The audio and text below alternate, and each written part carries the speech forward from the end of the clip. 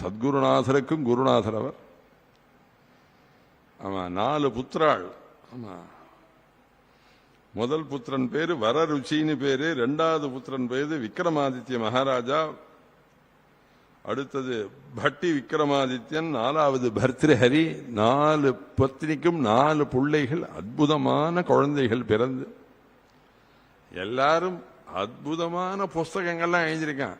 வீரனுக்கு பிறந்த குழந்தைகள் வீரனா தான் இருக்கு, வித்வானுக்கு பிறந்த குழந்தைகள் இல்லையா, அதிசூரனான சந்திர சர்மாவுக்கு பிறந்த குழந்தைகள் அல்லவா. அதனால ஒவ்வொருத்தரும் அழகழகான புஸ்தகம் எழுதினாள்.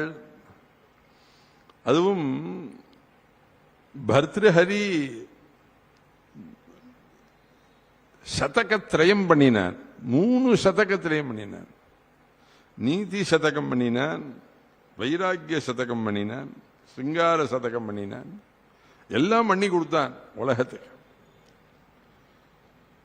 நீதி சதகத்தில் சொன்னான், அவன் பண்ணின புண்ணிய பாவம் அவன் பின்னாடியே போகும்னா பர்திருஹரி. அது எப்படி தெரியுமோன்னாள், நீதி சாஸ்திரத்தில் ரொம்ப சுலபமா ஒரு ஸ்லோகம், சுகிருதம் துஷ்கிருதம் செய்வ கச்சந்த மனுகச்சதி. அவன் பண்ணின புண்ணிய பாவம் அவன் பின்னாடி வரும் நாள். ஆனா நீதி சதகத்தில் ஒரு ஸ்லோகத்தில் சொன்னான் பர்திருஹரி, அழகா சொன்னான், கல்வாட்டோ திவசே, அதாவது இப்ப அடிக்கிற வெயிலுக்கும் இந்த ஸ்லோகத்துக்கும் கரெக்டா இருக்கு. கல்வாட்டோ திவசேஸ்வரஸ்ய கிரணை சந்தாபிதே மஸ்தகே கச்சன் தேசமநாதபம் த்ருதகதிஹி தாலஸ்ய மூலம் கதஹ தத்ராப்யஸ்ய மகாபலேன பததா பக்னம் சசப்தம் சிரஹ பிராயோ கச்சதி யத்ர தெய்வ ஹதகஹ தத்ரைவ யாந்த்யாபதஹ. தெய்வ ஹதகஹ, தெய்வ கிருபை இல்லாதவன், பாவம் பண்ணினவன்.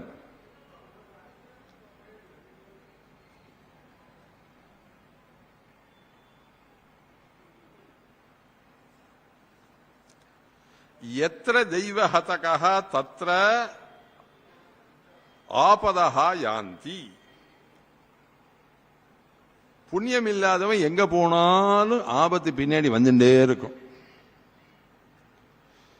கல்வாட்டோ திவசேஸ்வரஸ்ய கிரணை கல்வாட்டா,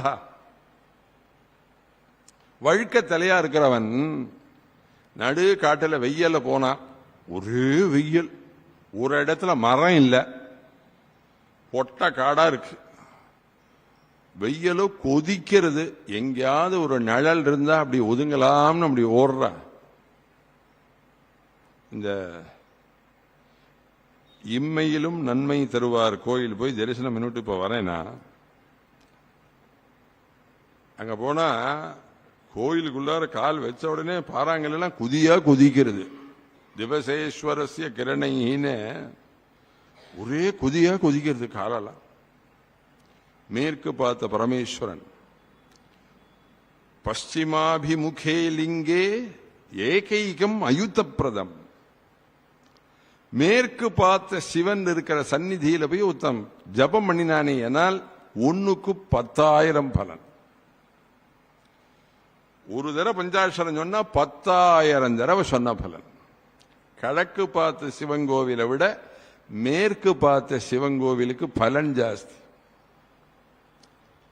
அதனாலதான் இன்னைக்கு அந்த கோயில் தரிசனம் பண்ணிட்டு வந்தோம் சாயங்காலம். அவன் என்ன பண்றான், அந்த வழுக்கத்தலையன் எங்கேயாவது போய் ஒரு நிழல்ல தங்க மாட்டாமான்னு வெயில நடந்து போயிட்டே இருக்கிறதே, ஒரு இடம் இல்ல, ஒரே ஒரு பனைமரம் இருந்தது. இந்த தாலஸ்ய மூலங்கதா, அந்த பனைமரத்தினுடைய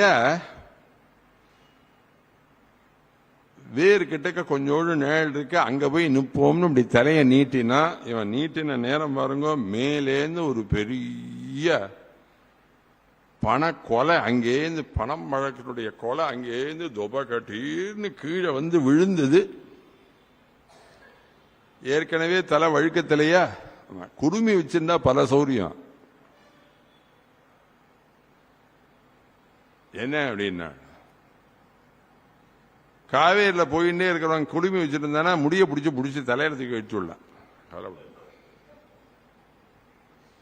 ஆமா, பல சௌரியம். சிகாவானா இருந்தா காகபக்ஷ தரம் சூரம் ஜேஷ்டமே தாத்து மருகசின்னார் விஸ்வாமித்திரர். காகபக்ஷ தரனா இருந்தா பல சௌகரியம். வழுக்க தெரியா இருந்ததுன்னு வச்சுக்கோங்க, தேங்காய் எண்ணெய் தடவினா எதிர் வெயில் மேல அடிக்கும். கல்வாட்டோ திவசேஸ்வரஸ்ய கிரணைஹி சந்தாபிதே மஸ்தகே. தலையில வெயில் அடிச்சு நிழலுக்கு போகணும். தாலசிய மூலங்கதா. அப்ப என்னாச்சு? தத்ராப்பியஸ்ய மகாபலேன பததா. மேலேந்து விழுந்துதான் ஒரு பெரிய பனம்பழம் ஒண்ணு மேலேந்து தொபகட்டின்னு மேல வந்து விழுந்தது. தலையில குடுமி வேற இல்லையா, அடிச்ச அடியில மண்டை உடைஞ்சு பக்னம் சசப்தம் சிரா. இது எதற்கு அப்படின்னால், பராயோகச்சதி எத்திர தெய்வ ஹதகா அநேகமா பராயா.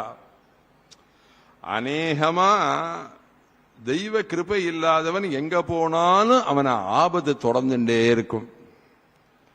பிராயோகச்சதி எத்திர தெய்வ ஹதகா தத்ரைவ யாந்தியாபதா. அதனாலதான் பழைய காலத்துலலாம் வெளியில கிளம்பினாலே சுவாமி படத்துக்கு போய் ஒரு நமஸ்காரம் பண்ணி, ஆபதாம் அபஹர்த்தாரம் தாத்தாரம் சர்வசம்பதாம் லோகாபிராமம் ஸ்ரீராமம் பூயோ பூஜோ நமாமியகம் அக்ரத பிருஷ்டத செய்வ.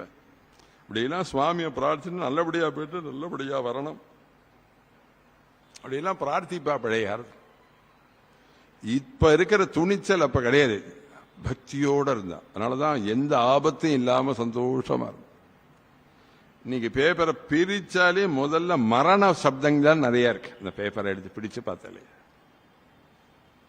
எதுக்கு சொல்ல வர, நீதி சதகத்தில் அப்படி சொன்னான் பர்தஹரி. அது காரணம் என்னன்னா, அப்பேற்பட்ட சந்திர சர்மாவோட குழந்தை அவன். அதனால அவனுடைய சப்தங்கள் எல்லாம்